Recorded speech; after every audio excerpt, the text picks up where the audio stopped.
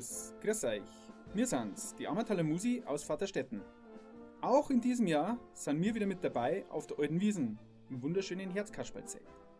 Aufgespielt wird auf der Bühne mit 12 Manner und einem Dirndl, jeder Musikant ein Solist. Seit 2014 spielt die Ammertaler Musi auf der Alten Wiesn im Herzkasperlzeit. Dort ist eine einmalige Stimmung, zünftig, gemütlich, griebig, heimatlich. Traditioneller Klang mit Gesang und Tanzrunden kommen auf der Alten Wiesn super an. Volksmusik, Blasmusik und Tradimix sind wirklich in. Das Publikum auf der Alten Wiesn ist eine große Familie. Jung und alt, groß und klein, Trachtler, Tänzer und Schwublattler sind bei unserem Programm voll dabei.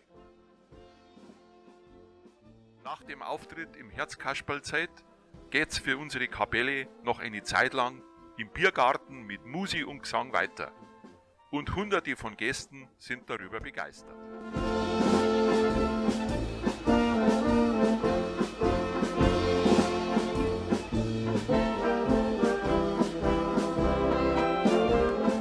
Die musikalische Vielfalt auf der Alten Wiesn ist einmalig.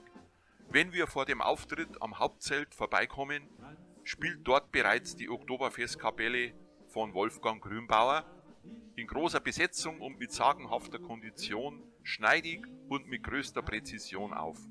Ein wahrer Ohrenschmaus und ein Stück Motivation für unsere Musikanten vor dem eigenen Auftritt im Herzkasperlzeit. Du fein, aber bitte nicht zu klein, dann sollst du fürs Auf der Alten Wiesn sollte man die Fahrgeschäfte keinesfalls versäumen.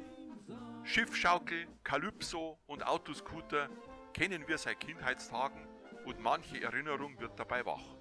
Ein echtes Highlight ist die Raupe, mittlerweile 80 Jahre alt.